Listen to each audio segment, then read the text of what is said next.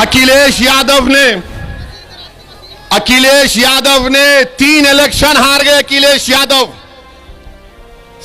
14 का, 17 का और 19 का 3 इलेक्शन अखिलेश यादव हार चुके हैं। और अगर आप अपने वोट की कीमत और अहमियत को नहीं समझेंगे तो फिर नुकसान आपका होगा, अखिलेश यादव का नहीं होगा। अखिलेश यादव आराम से बैठे हैं।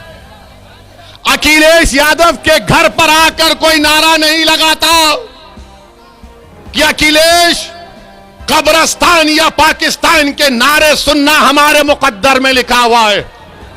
अखिलेश यादव के घर पर आकर कोई पत्थर नहीं फेंकता, मेरे घर पर आकर पत्थर फेंकता है।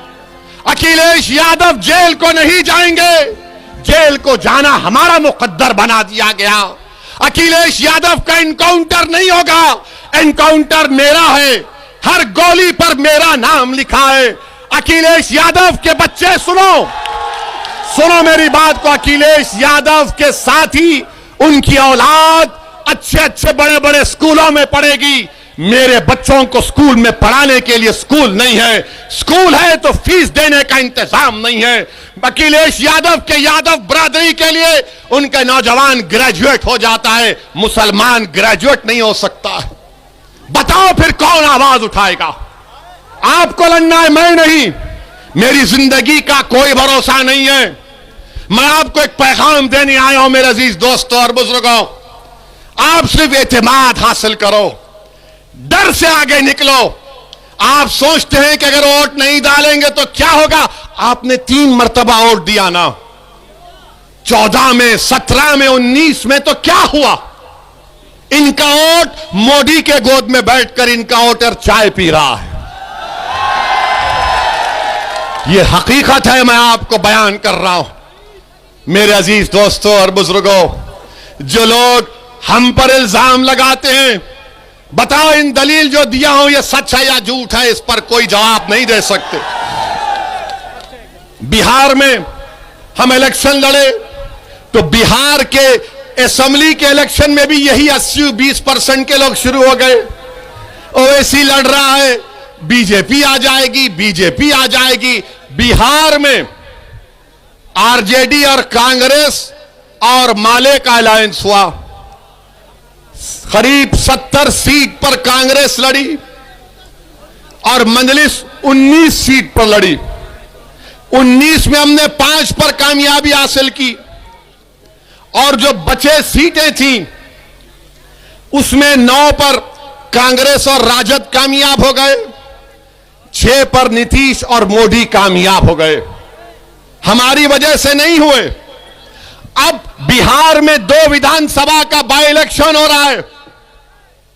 जो बिहार में ओवैसी को गालियां देते थे, क्या क्या बकवास बकते थे, क्या क्या इल्जामात मुझ पर लगाए, मैंने उन तमाम इल्जामात लगाने वालों को अल्लाह के हवाले कर दिया हूं।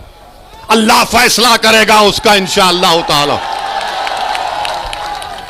उस वक्त अब बिहार में 2 विधानसभा के बाई इलेक्शन हो रहा है। 30 नवंबर को पोलिंग है।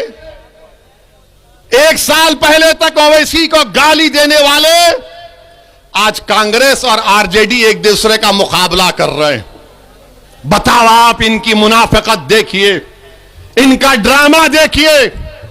आरजेडी लालू और कांग्रेस के राहुल एक तरफ, दोनों लड़ रहे हैं। और अगर कल वहां पर जेडीयू जीत जाएगी तो किस पे इल्जाम लगाएंगे?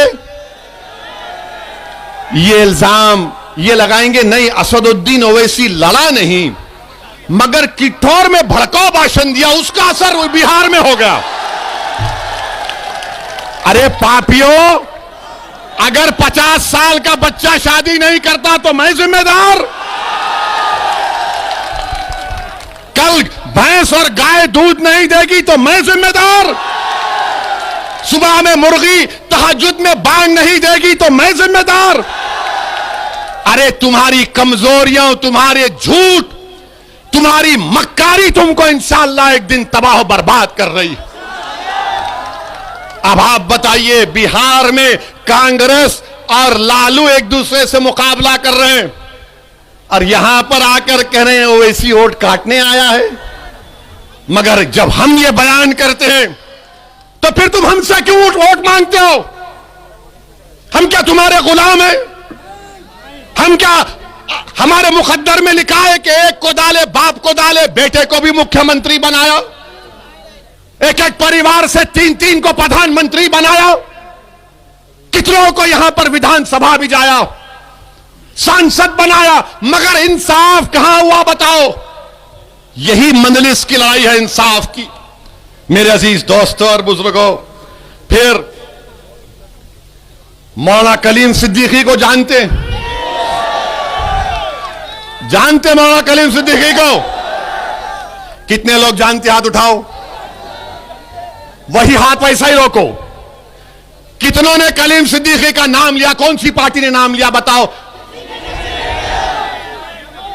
क्या सपा ने लिया? क्या बीएसपी ने लिया? क्या कांग्रेस ने लिया? क्यों नहीं लेते? पूछो अपने आप से। इसलिए नहीं लेते कि कलीम का नाम लेंगे तो शाम नाराज हो जाएगा। अगर कलीम का नाम लेंगे तो शाम नाराज हो जाएगा। अगर कलीम का नाम लेंगे तो योगी नाराज हो जाएगा। अगर कलीम का नाम लेंगे तो मोदी नाराज हो जाएगा। इसीलिए कलीम का नाम नहीं लेते। मेरे अजीज दोस्तों और बुजुर्गों, हम ही तो बोल रहे हैं मौलाना कलीम सिद्दीकी के बारे में। ये लोग नहीं बोलेंगे। ये कैसा बोलते हैं? इनके पास जो इनके मुस्लिम दुम छल्ले जिसको कहते हैं, इनको बुलाते हैं कमरे में, अकेले बात करके बोलते हैं, देखो तुम एक बयान दे दो। आज ओवैसी ने किटौर में कहा तुम एक छोटा सा बयान दे दो। जब वो बेचारा मुसलमान हिम्मत करके कहेगा नेताजी आप कह दीजिए ना, हमारा मुसलमान खुश हो जाएगा, तो बोले नहीं नहीं नहीं, अगर हम बोलेंगे तो मोदी और योगी नाराज हो जाएंगे, उनका वोट नहीं मिलेगा। मगर हम वोट डालने वाले हैं। आप 3 इलेक्शन में वोट डाले, 14, 17 और 19, 22 में वो गलती मत करो। आप दोबारा वो गलती मत करिए खुदा के लिए। हमारा मामला क्या है मुसलमानों का? हमारे घर में आग लगी है, हमारे घर में आग लगी है और हमारे घर से दूर 200 कोस पर एक आवाज आती है, अरे हमारा घर जल रहा है। तो मुसलमान क्या कर, अरे पहले उसका घर जाके आग बुझाऊंगा। और हम वो घर को आग बुझाते हैं, वो घर वाले को बचा लेते हैं। जब वापिस आते देखते उसका घर खंडेर बन चुका है, राख में सब जल गया। अब घर को बचाना है, घर को किसी को जलाने नहीं देना है, घर पर आंच आने नहीं देना है, घर की दीवार को सलामत रखना है। और दीवार उस वक्त सलामत रहेगी नौजवानों जब तुम सलामत रहोगे।